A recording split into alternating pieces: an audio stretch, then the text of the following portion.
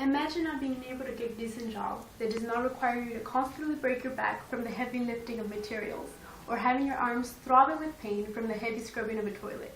Why not, you may ask?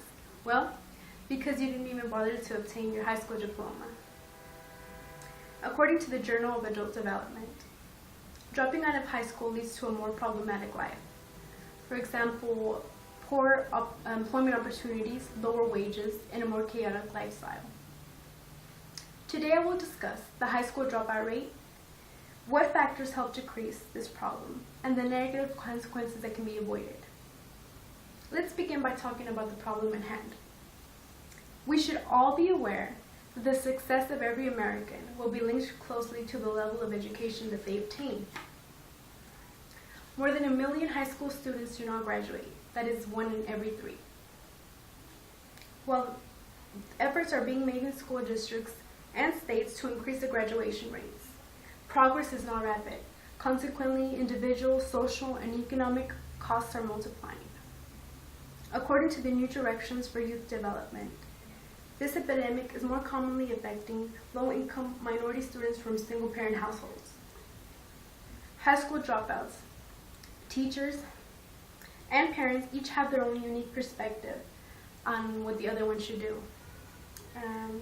For example, a parent might believe that a teacher should be teaching this way, while a teacher may believe that a student should be learning this way. And if these different perspectives are not understood and connected, this can detain any efforts to increase the number of students in school.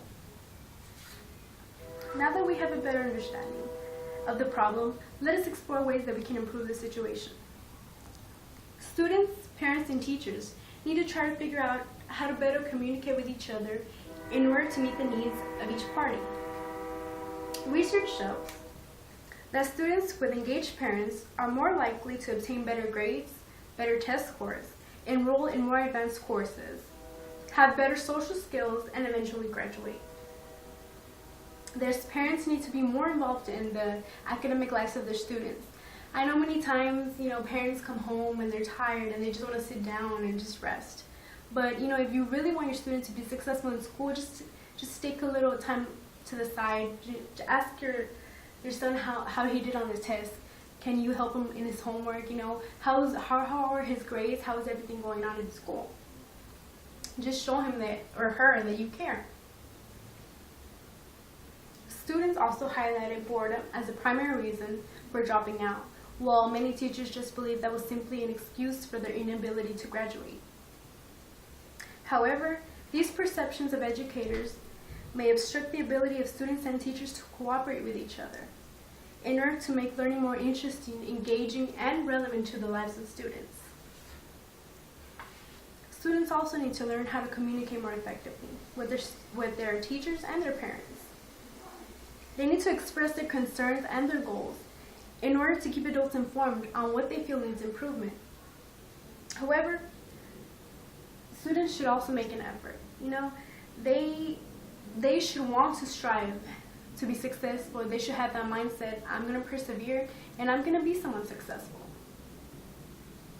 Now that we have discussed actions that can decrease the dropout rate, let us look at the factors that can be avoided by graduating.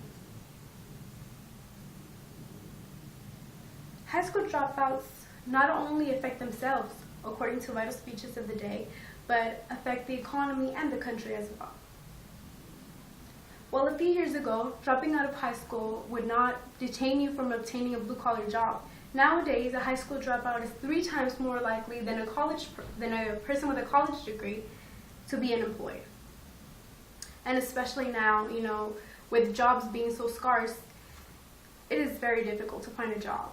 Even for some people with a college degree, imagine with somebody without a diploma.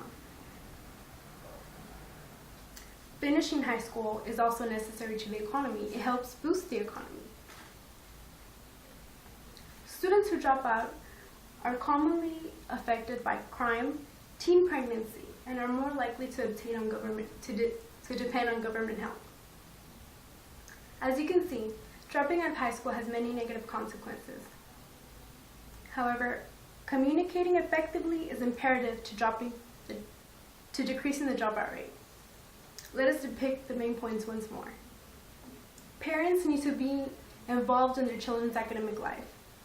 They need to encourage their children to finish high school. You know, if students see that their parents aren't really involved in their school, you know, they might have that mindset as to, if my parents don't care about my school or what I do in school or what I get in school, why should I? Teachers need to be more open-minded to student suggestions. They need to, you know, have an open ear on. Students may say, you know, we should add this to the curriculum, or we should do more activities like this. Just have an open mind so that the students feel like they're important and they want to participate in their learning. Students should also take responsibility for their education. They need to talk about their hopes and their expectations of school in order to allow for teachers to cooperate with them on improving learning techniques or activities. Furthermore, they need to tell their parents that they want them to be involved in their lives, that they need their help, that they want their support in order to keep a good standing in school. In this kind of knowledge economy, giving up on your education and dropping out of high school is not only giving up on your future, but it means giving up on your family's future and giving up on your country's future.